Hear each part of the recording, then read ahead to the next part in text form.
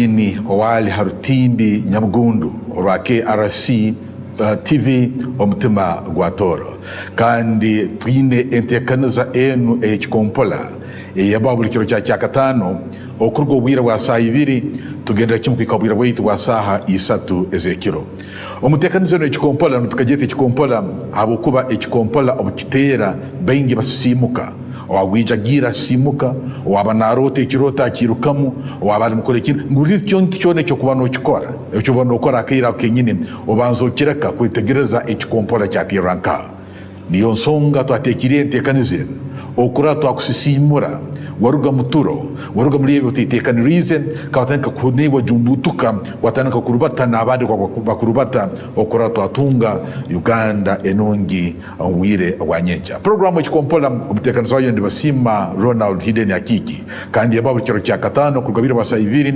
okwika abwire bwa saha 3 ake RC TV omutima gwa toro betu atwalize ebintu bitale munabumu ebindi tubyarulengo rwensiona ebindi tubyarulengo rwihanga ebindi tulenga kutamatama iwo waliombera atorolirira kerenka kano omukicheka cyone cyolimu okora wabyetegereza twabiteka mu rulimi orwawo kora twabicyenchura obuntu leta abaginga abataliba munabamo abasibensi abebembezi n'abakozi aba government okora bakusoborora bikibyenyene ebanu bigenda meso mwihanga nukwe osobole okora wabyetegereza tukutangira webaleyo omukaruru kabukuru bentebe ezokubanza ntumanya akaruru kabukuru bentebe ezokubanza kakaterwa omwihanga lyona abantu bali baserwira akaruru n'aba chairman abali bakozere mukasobora kurabamo ngokabatoro bagamba ngo aliensa yesera aliangabi ayegabera so abayegabire bakasobora kwegabera bakarabamo akaruru kano kandi ababire bachompya tabaru batera aliyebe bali baraganiza abantu batasobole okurora barabamu okontorora akaruru kanu akabukuru bentebe ezokubanza ntorora ekitebe kya NRM kikasinga entebe nyingi muno emitwaro musanju plus ekyasingire omukaruru kanu ekyayingire ekitebe actually NRM kasingira entebe emitwaro musanju rwenda hamu na 50 nup ekasinga entebe za LC1 bikumbibiri na 50 UPC yakasinga entebemu FDC yasinga n'abandi hamwe n'aba independent so NRM yakasingira rampora akasingira higuru kandi kino cya hati tutabaru cya still kitebe cya NRM abugamba ngo abereyo okoma mu aba kwakwasire bendera habakuru bentebe ya kabiri nde LC2 chairpersons hamwe na women council chairpersons harulengo rwemuruka kino cya hati no babakomere aba kwakwasire bendera tunihira anabija kwetaba mukalitangwa nabe bitebe bindi obaraba tugenda koma lengo orwa LC2 rundi orientebe government ebichweka ya omuruka amutekaniza kiro kya hati ekikompala ntugonza kubazaho embalira rundi key priorities in the budget allocations omuntu chwamuchwamu korateka kicheka kya toro ngubiki ebikuru ebyabero ndubintu kyebikuru ebyabere mu mbalira yo yihanga yo maka gwibiri yabera mukaga ibiri yabera na musanju ebikwataho itwe abantu abarukwikara hano toro rundi abantu ba toro ntorora embalira eyihanga ekaba yobusirira kinana na buna n'obuhumbe bikumi bina mu simbe za Uganda 84.4 trillion shillings obusirira abamba bweta obutabarwa kinana na buna n'obuhumbe bikumi bina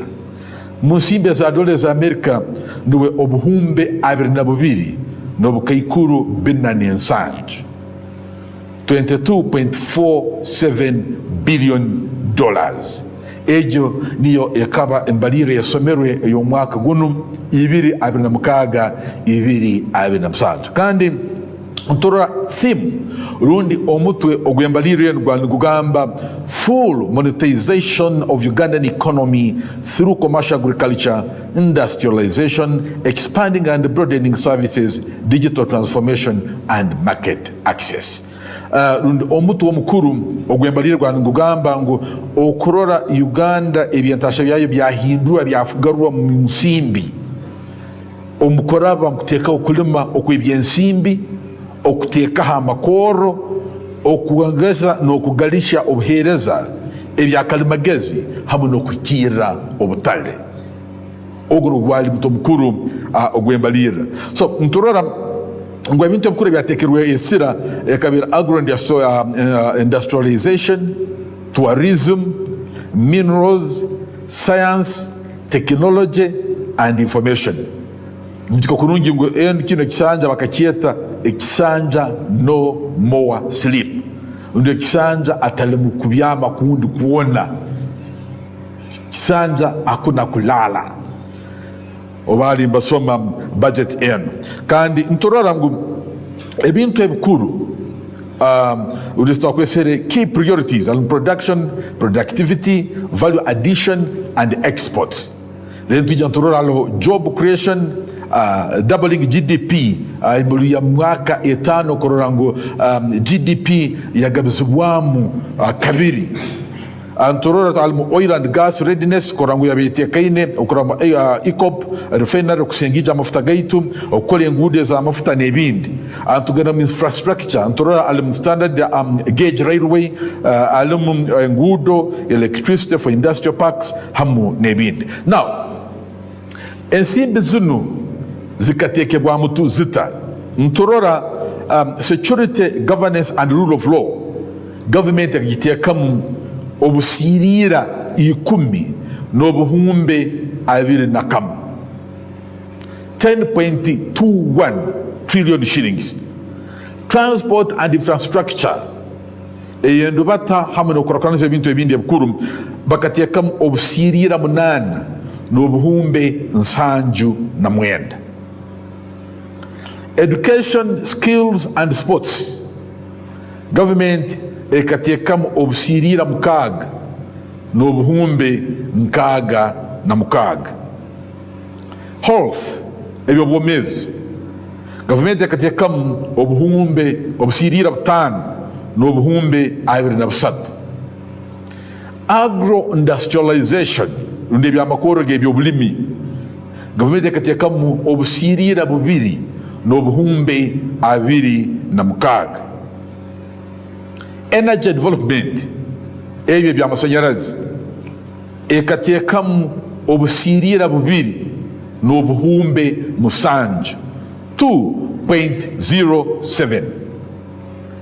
Then science, technology, ICT and creatives ebya sayansa teknolojia ebikalamagezi hamwe n'okwehangahanga government ekatekamu akasirira kamu n'obukaikuru 13 1 trillion 0.3 million. Ebyamaizi n'obuyonjo water and sanitation ekatekamu akasirira kamu n'obukaikuru 11. Ebyoburambuzi tourism development ekatekamu obuhumbe 567.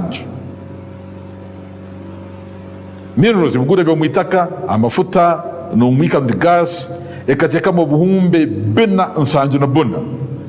Then environment ebitoreire obuhumbe 494.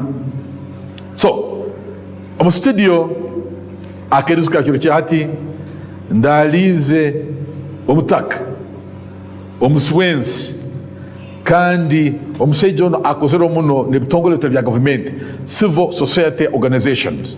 Is a member wa Patriotic League of Uganda bano abaine iroho okurana baro Uganda empiaka abaine iroho okuramba rwanesa obulwenguzi abaine iroho okura Uganda yahinduka yataha mumane economy.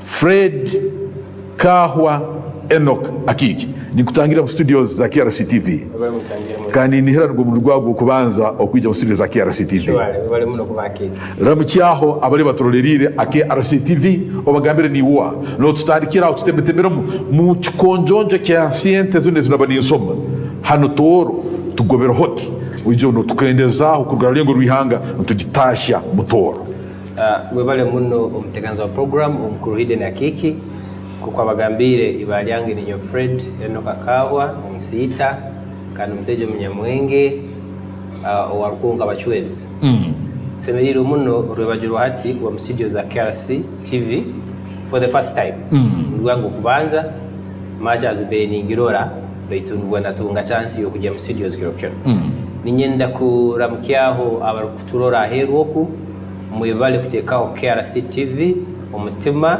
gwatoro NTV yitu yahani umukatoro nkabatoro nabatoro kati twina kugiye gondezamu tukagirora tukacontributinga tukaleta business nuko ense kakurakurana ninyenda kubanza kusima ayatungire kitekerezo cyo kutandika TVN uri director wa TVN wekitinisa Alex Ruhunda Akiki webale muna Akiki awikitekereze ekyo no kwenda ensi yao toro kukurakuraneza yes nkoko gambire omuramu gwa kirokinu kubazaho the national budget na nkoko toro egoboroye ninsabo gikiriza witu ntakakire ha national budget na kinasho kikuru onyikirize mbanze nsime owekitinisa yowe Kaguta Museveni the chief of command then nyongere nsime na CDF wito wihanga General MK Nrugaba habo kutwereza abaseija abamani abatwetwine mu region kubakuza kuruga hamadara gataligamba kaji hamadara gandi umai ikitukweta ranks.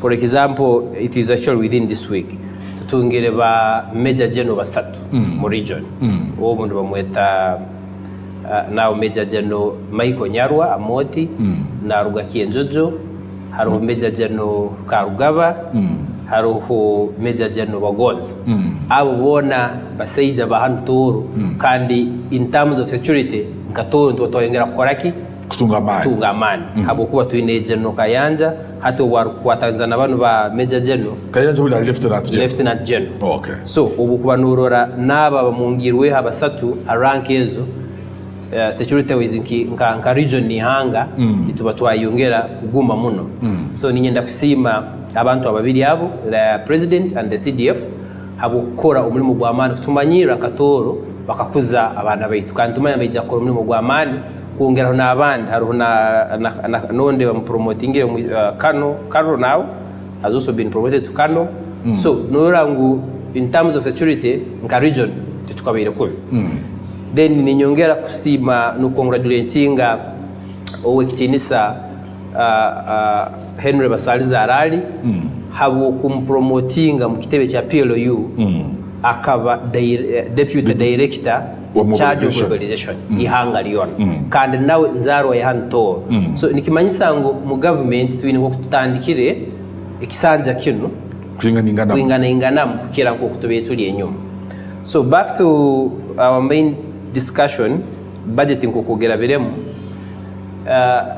of course in ka region priorities nyingi nsukwetaga ndikebitago byitu bingi kandi oburukurora ensahu yihanga nko kweri tina focusinga muno hatoro sub region akwa tuna regions zinazo zinakoraki kutunga national cake baitu ninyenda kuanza kusima the 11th parliament ya huiro habo kuba ekakoro niyo yakozere budget yano abanya kutuliriza herwa kumwahura omukuru hidden naraba budget breakdown toro nko kugoboroye ninyenda kino muchikwate mbu the current parliament runiki ba member of parliament abakomera hati abaliyo mu parliament yano tenubo bakozire budget yano so uturaba ne to discussinga our center of discussion tuleke kurora aba members of parliament abaliyo saha zino ndishine kisanje abo kuba budget yano kokorwa ekisanje kikozireki ekinyakoyi so allocation no bakozireki no bazikozire so nimaye ngo abuliza bagenda kutere simu dimba kwetaga bakonsulting muno ku abebembezi abashaka urubu tuza kubasaba mu budget ya nengera kukorwa between some of members of the parliament ababere mu kisanje cyenyuma nata honorable Tom Bright ogwa akabalumu honorable Margaret Muhanga ogwa akabalumu engineer Kasbat Kamwenje akabalumu Frank tumwebaza kajiji akabalumu so abo bakuru so honorable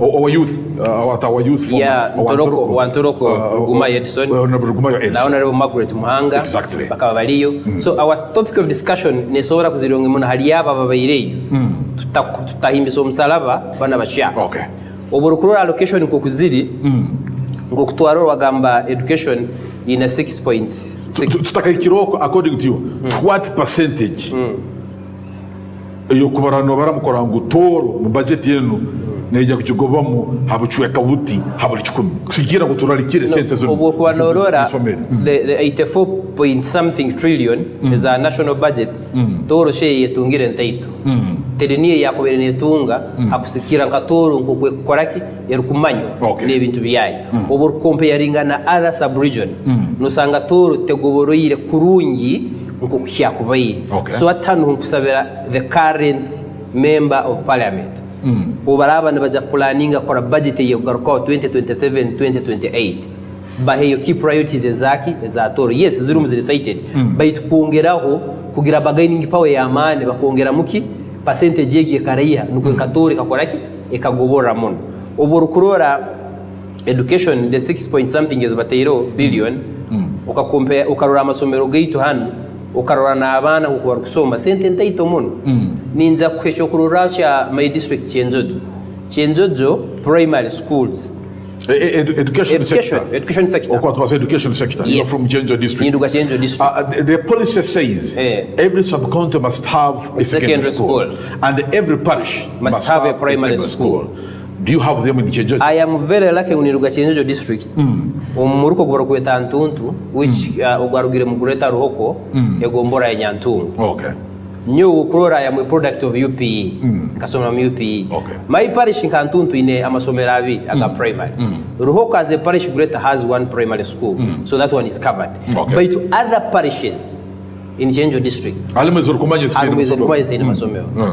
sub-counties in Chenjo district tizina secondary school. Okay. So nikimanyisaki with this budget evaluating the 6.6 trillion. Tizisobora kuyamba Kienjojo amagombora agatakatungire secondary schools that is okota city schools.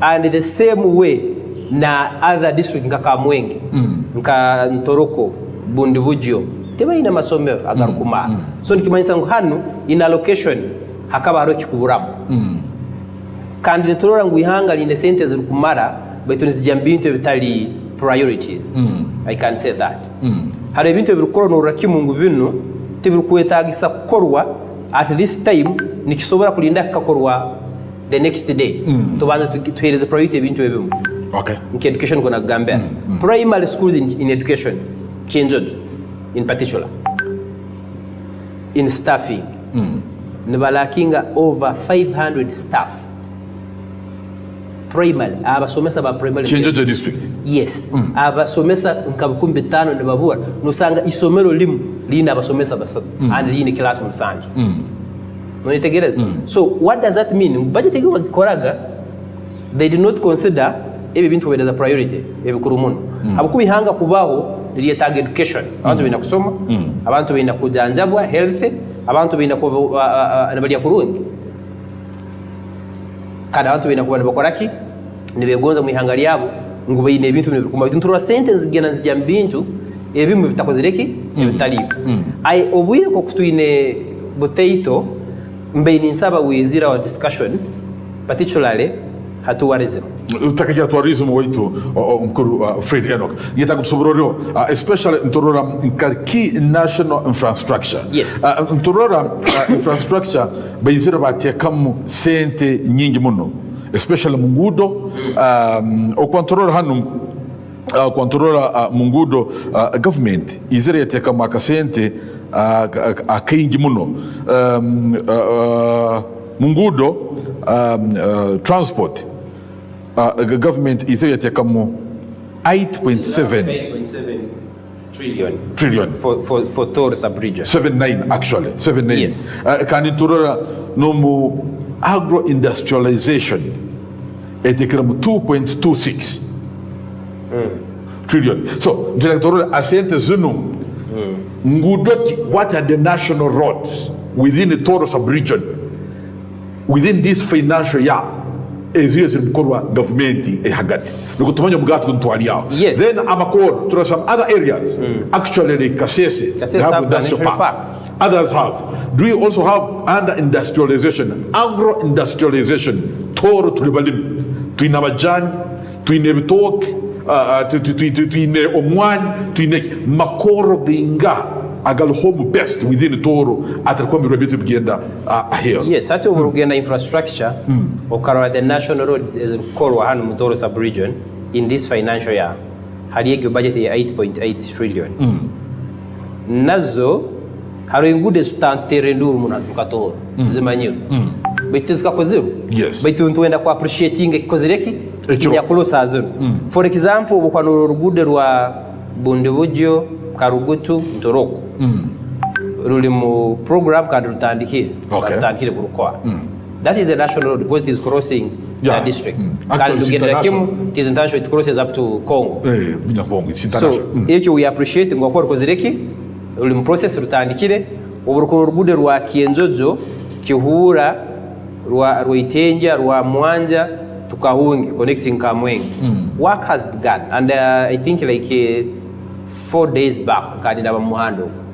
I want to appreciate the contractor in the speed ya tairo kukira abikemba tukoro abakororwa mitiana mubende norangu haruho at least some work is being done otwantu urugudo rwa Saka otaterenduru muno wero it is so unfortunate ni impura in quotes mutu barukuta colas ne bakora first class mara ni impura. I need to that one I think the information you have is stomach. It is stomach. Then if it is stomach, well and good because we appreciate that. Obukwanoro rugudo ruine bintu binge biriyo kutuino no tuina prison, Uganda prison Katojo services, tuine barracks Mohoti, tuine mountains of the Moon University, division headquarters Mohoti, tuine mountains of the Moon University, tuine airstrip. Ogumhandi it connects kureta lake kiriya Kijongo. It connects ngugwera mu Kichwamba nambere tuine tekeniko okali harugongo nambere hakuruga ebyokulya obutunguru amata nebitoke ebikulisa Fort Portal city. So we have to appreciate that much as it delayed but at least narukozereke rutandike but twakurozere no rugudo rwa Kijura urukuraba irwa connectinga kya Rusozi Fort Portal Kijura kya Rusozi rukaturuka Chaka urugudo runarwe rwakubera rukozereke rohero priority rwakubera ukuru muna kuba nkatoro tutire nduru muna haruguda. So nho kusabera abembeza abatuine parliament eno yikumene in the next financial year barambakora budget urugudo rukoleke rube considered more. Urugudo rwa Kienjojo Nyarukoma kugenda kuturuka narwe Kamwenge rukanuru suppose dukoro baruhindura bakora rule baitu naru twetaga rukoleki rukoro nikuntujja kuba at least engude connecting zikozereki zi covered. Ntro rugudo rwa Kasese much as Kasese tere Mutoro sub-region but it connects akwandura bahana Kasese naru linka mu pipeline bagenda kurukora in this budget. So I want to appreciate that much as Nguzino said you have now emphasis should be put the quality of work.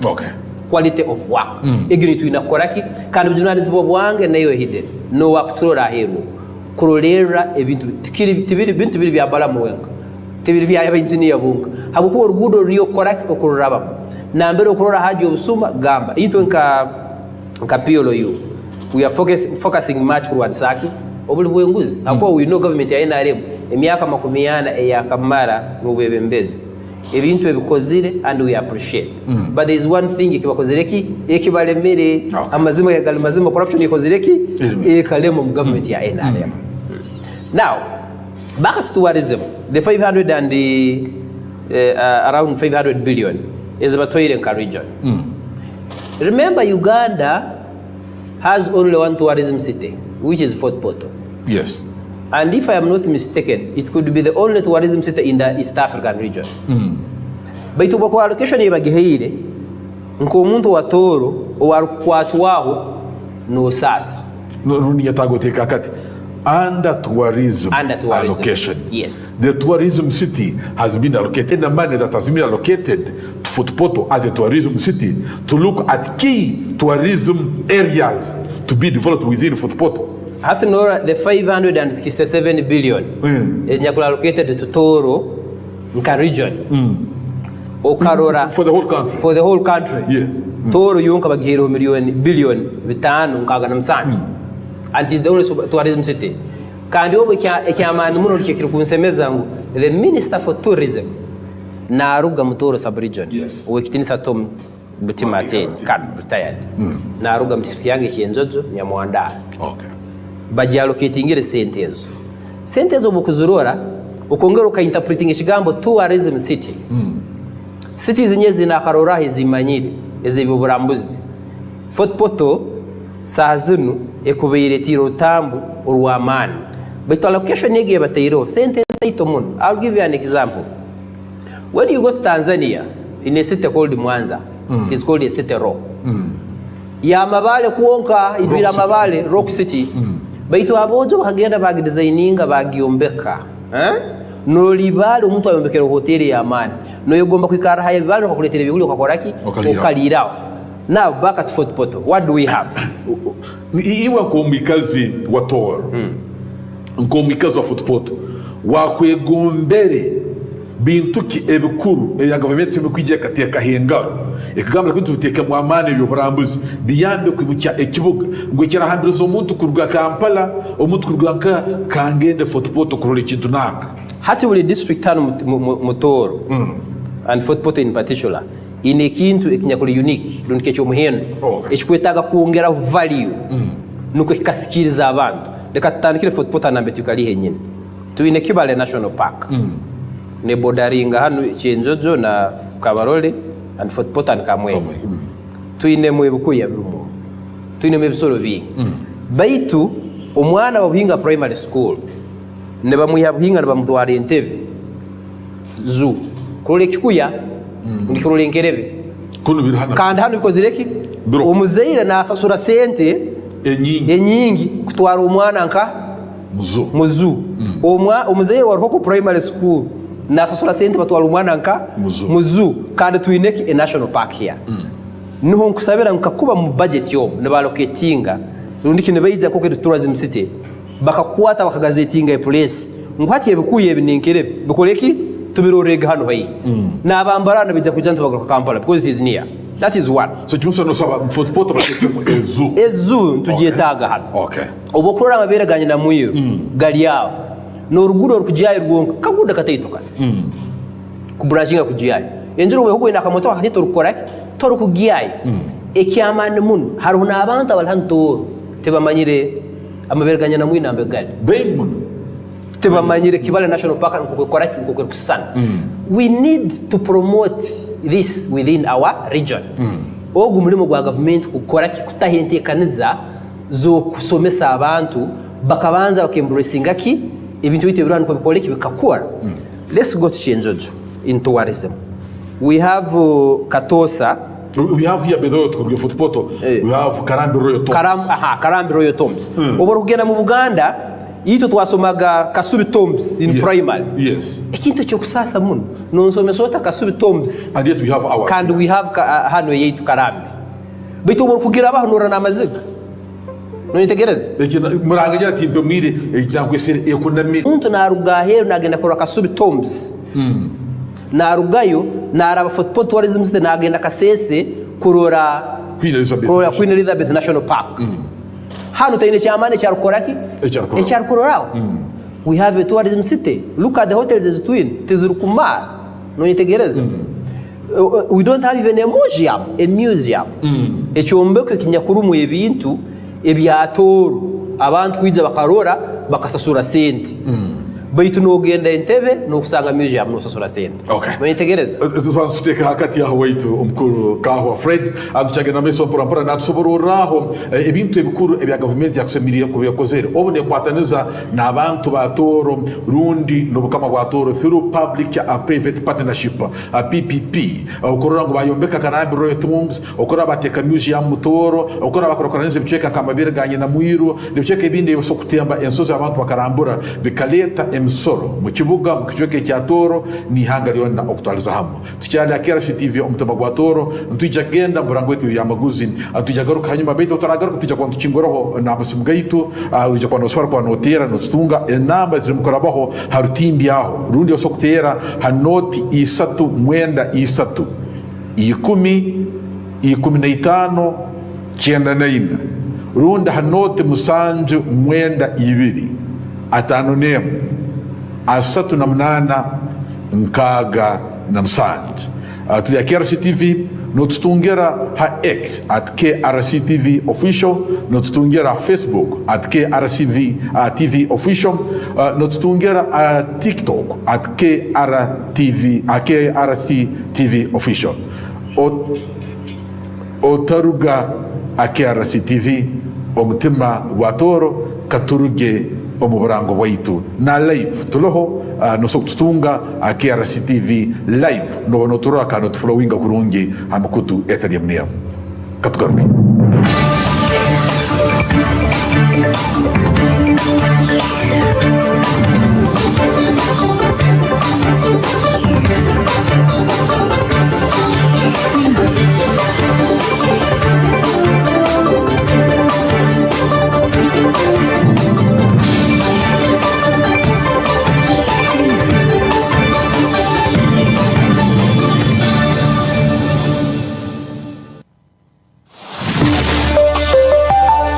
Oli a KRC TV omutima gwatoro.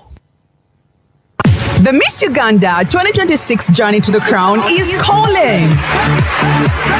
Are you confident, intelligent, ambitious, and ready to represent the Pearl of Africa? Register now. Log on to missuganda.org. Celebrating 15 years of true Ugandan beauty. Follow the search on Star Times Makula Chika starting 31st of July every Friday to Sunday at 8 p.m. Sponsored by partner sponsors V&A Sherry, Vaseline, U-Home, 7 Days International, Evervest Malt, and the lead sponsor, Opain Uganda. Alcohol is not for sale to persons under the age of 18. Please drink responsibly.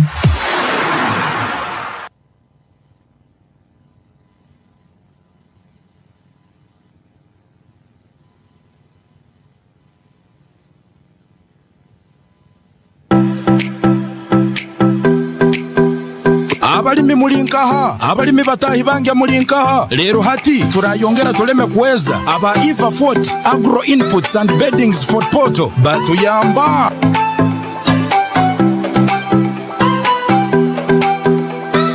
Lerinyo abarukwetaga ebirisa erundi fertilizer zona ezorwezo bakuletire mbibo zona nkezenyanya obutunguru enjagi watermelon irundi biringanya nembibo zona eziri hamulembe no yetaga bombo zokufuhira ezokweka rundi ezokwata nemikono ijuka na spare nkenseke nebindi byone bigendera habombo ijuka baina nebyo kubyamira nkemifaliso body size blankets bed sheets bed covers na gumboots na kapeti ezabulikika zona zero aba Eva Fort Agro Inputs mukisenyi bakukora na branch and kabundaire nibajeta Balance Plant Clinic opposite na nambere bakusarire bukade abo ndi baba Eva Fort wenda kumanya birukeraho bagereho na sazino 0787 mukaga 00 ina 25 abo ndi baba Eva Fort mukisenyi Fort Poto Nyakaseke building haihina kamwenge kisoboka okumutangira tunamutangira tutya obutatukwata kati mulina kwekengera muntu yenna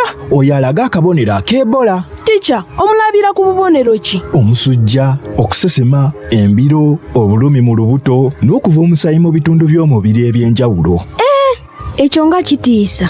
Tunaakola tutya nga tusanze abantu ng'abo? Abantu abo bwe tuba tubasanze, tutegeeze LC1 oba ow'ebyobulamu akuli okumpi VHT. Ebola ndwadde nkambwe eretta naye eziizika ng'okola bino wammanga. Weewala okukwata obutereevu mu mazzi agava mu muntu oba ensolo eteeberezebwa okuba n'Ebola oba ffe okukuuma Uganda omutali Ebola. Loopa ateeberezebwa okubeera n'Ebola ewa ttica LC1 ew'omusawo oba wajjanjabirwa wakuli okumpi mbagirawo. Okumanya ebisingawo weereza obubaka obuwandiike obw'obwereere ku U-Report ku 8500 oba kuba ku nnamba ya minisitule y'ebyobulamu ey'obwereere noti 8800 obubaka buno buvudde mu minisitule y'ebyobulamu n'obuwagizi okuva mu UNICEF ne WHO.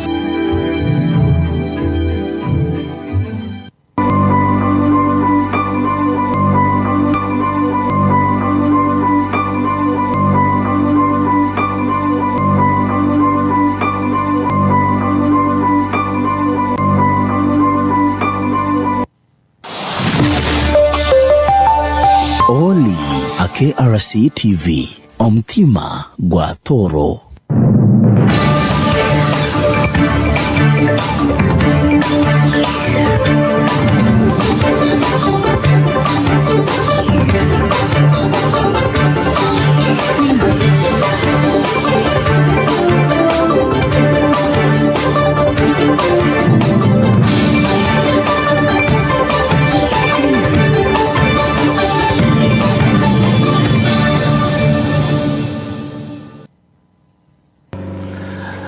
tukutangira umuburango bwaitu hano KRC TV omutima gwa Toro kana sobo tutunga live ha YouTube yaitu at KRC TV official iwe wali mu America iwe wali China iwe wali UK wali mcheke utalumina bimu no sobo tukwata YouTube at KRC TV official live tuloho no sobo tufollowinga kandi okatukwata kurunge.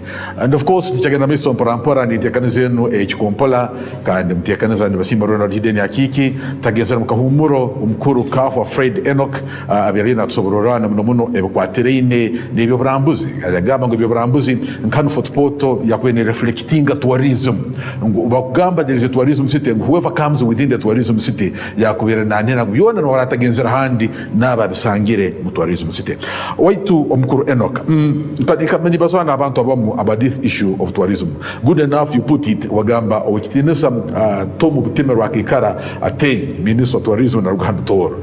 How about a person was proposing ngo okora wa to balancing ebichoyak ni hanga yakora kurana kurungi ngo the headquarters of tourism ministry should be positioned here within the tourism city. Mikacho genda Kampala, all issues to do with tourism that when is handling can is where hand footport of tourism city. What is your take on that? And what you're actually taking into it? Yes, amanga nyakurakurina gaine more than one cities, and so one of the reasons Rundikensonga works are creating citizens are creating you. Nicho kugarohereza kubuiha in one central place and congest no congesting the capital city. Yes. Now, utakwaitu in a Ministry of Tourism hanu, the headquarters. Tuwantumaya ngu kitinisa tombu time na jahwana ikaranka footport. And footport. So it is easy abantu ba footport tourism city na Tora the sub-region kumuhikira wangu kubagambira the key priority issues is kwetagisibwa korwa mu region. Oburu kugenda ukarura Bunyoro, it is an oil city. Yes. Nikimanisa the Ministry of Energy and Mineral Development kakwaniziba centered within Bunyoro city. Within Bunyoro city. Because it's also a strategic city. It's also a strategic city. Okay. In a mafuta and it has an airport now. So things can move better in that way. Otrugena mu other cities like Ugulu, now we never record. We can have also a full-fledged ministry. Ekatonga headquarters in Ugulu. Agriculture to Giteke Kambara. Nsobora Giteke Kambara because we know they produce a lot. Bagiteke Kambara. Sa hatungu abantu one beja kutunga emirimo within the area. Two, nagenda kwa population, I don't mean in a minimum office. If we have the headquarters of Ministry of Tourism in Fort Portal, all tourists, exactly.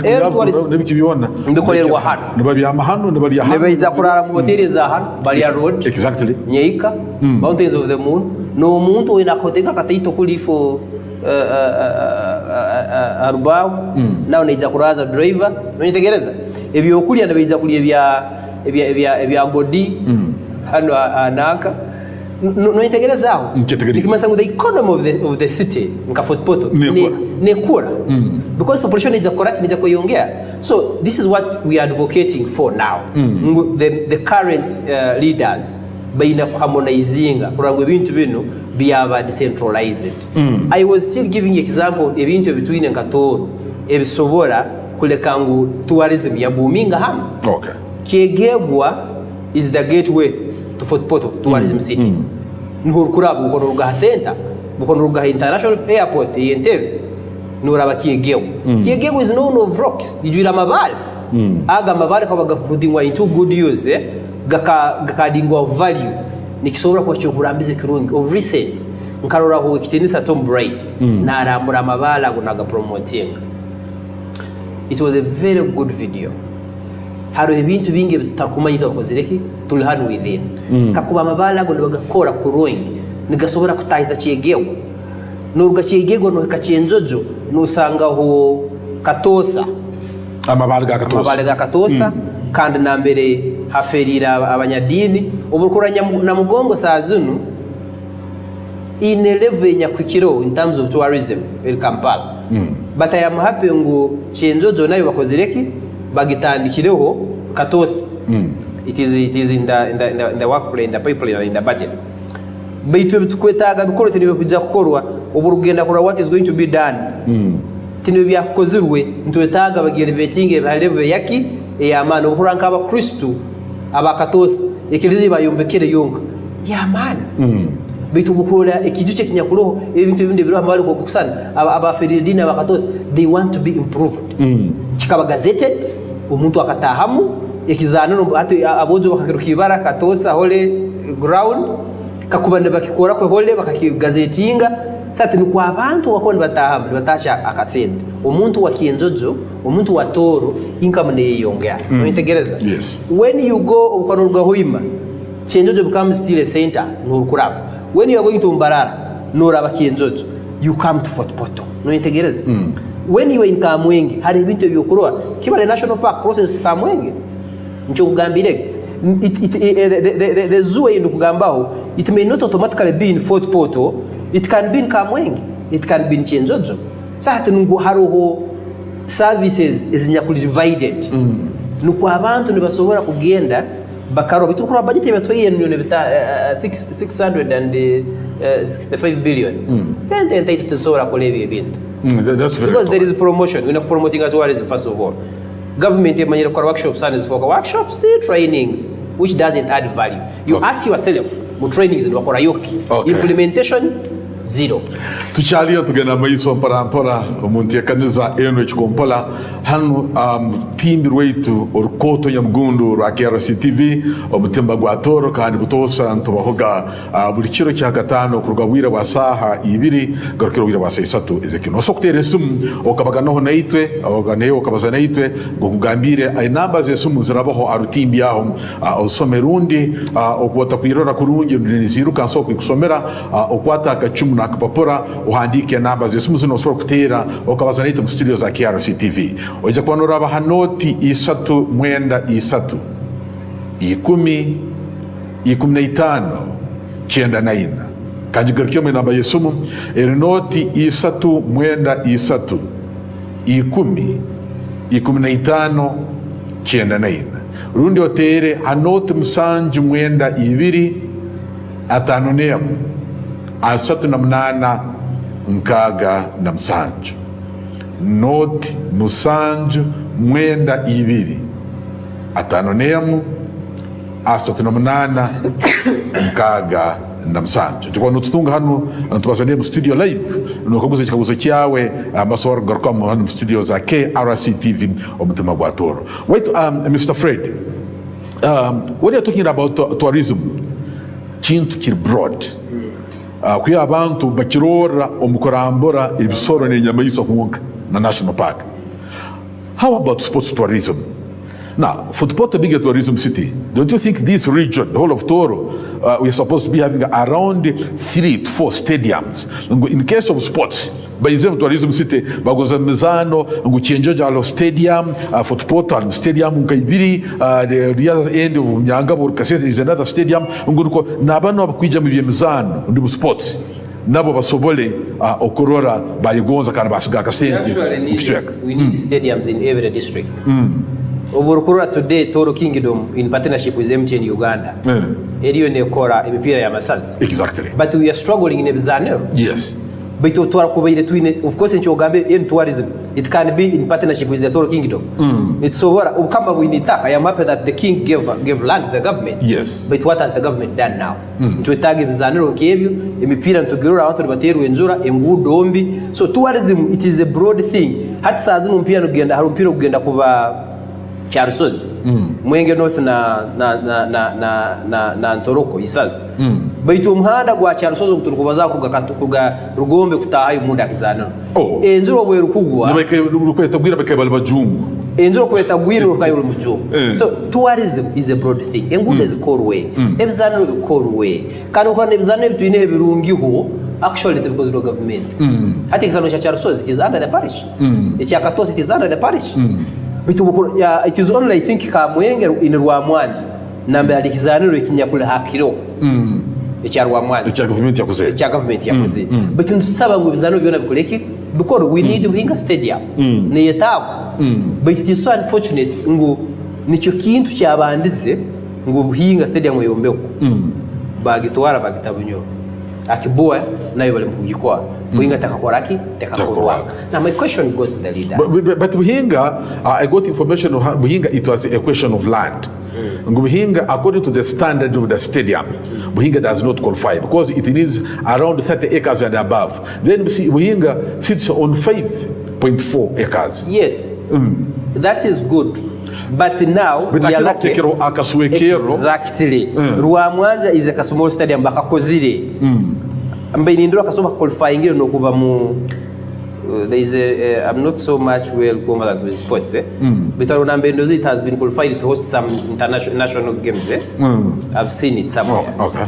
Now kakuba Buhinga nabagikora mu butaito bwayo within Asia Katoro sports can be promoted as we wait for the bigger one to come. Murashaka tukozereki tukozero no kusimira kera abasayizi Natoro Kingdom abo kwereza aki itaka kumara hati so ate ntabembezi bayitu bayina kujwara nkaito bakateka government andima kora mugizane kyakora ki cyakorwa hakuba cyetanga ubu tuliyo tugenda kutunga umpira ukuza kuba Bunyoro nambali ikizaniro ya Bunyoro stadium no tekereza kwa katosa babire bagikozire abantu bikata kujya bakora training niko bakagenda kuri bakazana bakozire saa tito kuri nco bakozire cyakuri byakuri biyoka ni ba modifying kakwa Buhinga no bize bakagikora nabo kibatakwiza bakazana bakora training as they go for their main match.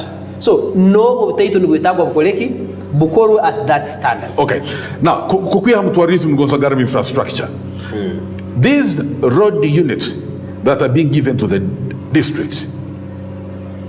The other day in Karora RDC wa Chenjojo Ayeseka Julian hamna chairman 5 Gilbert Rubeihayo Kurator mu Rwanda bali mu Anyeka hotel bali batire nduru bagamba these road units are not enough bagamba Chenjojo alone it has 300 kilometers to be worked upon but these road units ntizine kizukora na cut to maintain these roads to make matters worse Fort Portal Tourism City doesn't have a road unit. Fort Portal City and it's a city. It is a city. It is a road city. It doesn't have road unit. Do you think infrastructure government kozere Kumara zino road units ni imara to maintain these so many roads as in the region kandi itaka eribi nkeri hano iri atoro tezero kumara kandi obwiro bumu abantu nabakrossing abakozi ba government. I want to be this time as idea because ba government district engineers chairman and so on nabagenda bakrossinga engure tezikozirwe at the end of financial year no urasente zigaruke nkaha mu central treasury why road unit tezikozireke teziro example cyo hiri cha Fort Portal City tourism city tina road unit ya function name nikimanyisa ngo barabahereza sente ezengudo bayina ku hayaringa either from Kabarole unit undi Chenjojo undi Kamwenge the neighboring of which nabe bagiye hayaringa they also have a number of kilometers zitakakozwe. It is so unfortunate Fort Portal no sanga engude within the city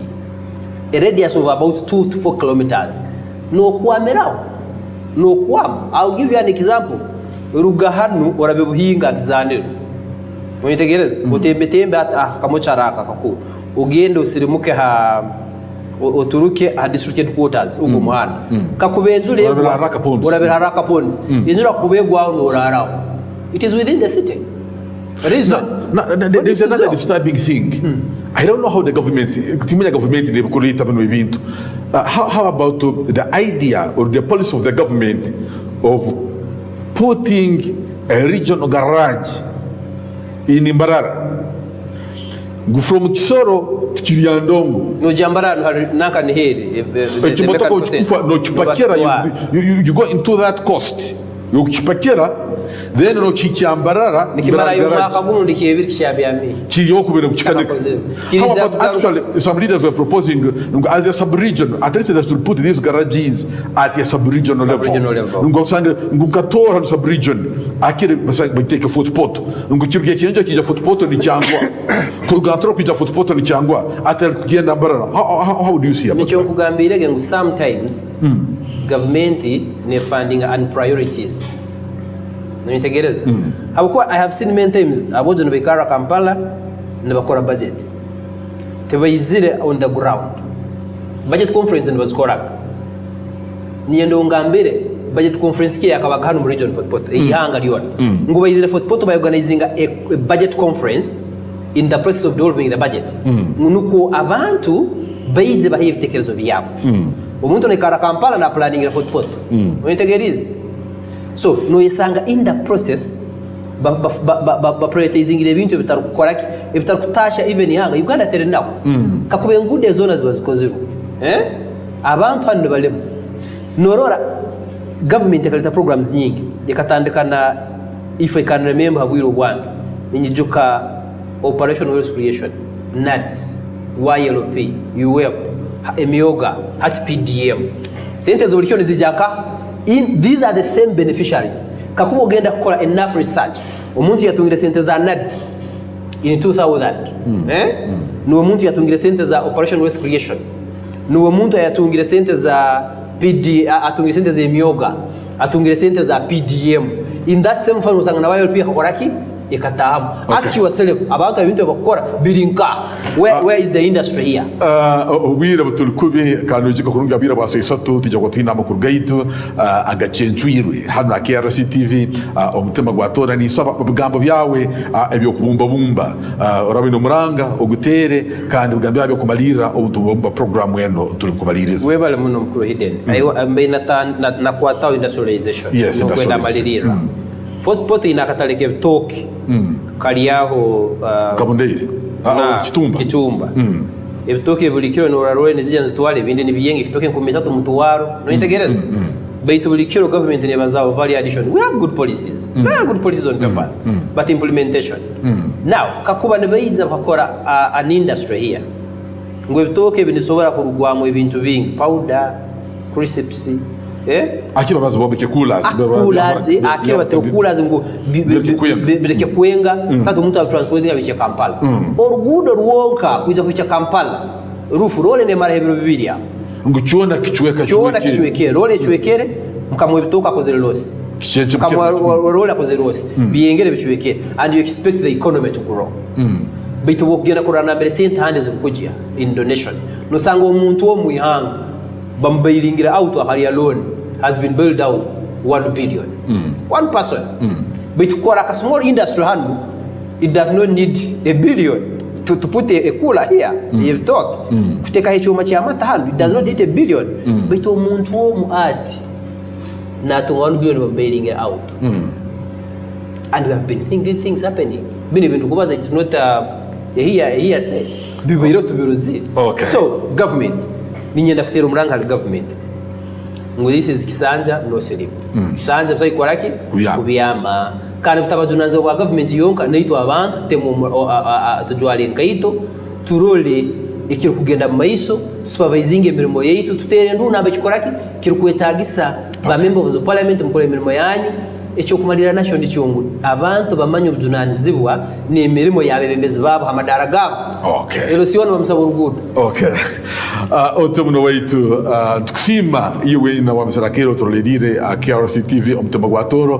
etekanize no program chikompola tekatungire sponsor rawulio troledire so kuleta nuteka mwaka sente hatsazunduka wa enoka bali mukunyotwizi yao enako kunenesero zali yakachai tukatungire sponsor mwije muteka msente in case no goza koranga na KRC TV ijo tikira hanu KRC TV Omutima Gwatora ntusangibwa boma wakaruga Toro Botanical Gardens no tiamba no rabageti yanjara primary school the next gate amkono gwa bulyo otakaikire lodge ya president rundi yete presidential lodge no aurija kwa ikire KRC TV Omutima Gwatora ijo bazeneitu tukiranganize orange neitwe neito tukurange okola akasente neito tutunga akasente hano KRC TV Omutima Gwatora programu chikompola neboga bukiro cya 5 okuruga abwire bwa saa 2 ogarukira abwire bwitu obwa saha 3 ezekiro kandi asa 3 zenyine tijabon tutunga amakuru gaitu agacenzwire KRC TV Omutima Gwatora bira basimba Ronald Hidden akiki okwicha akasumi akandi cya 5 kirkwija mukamara kigondeze murale kurungi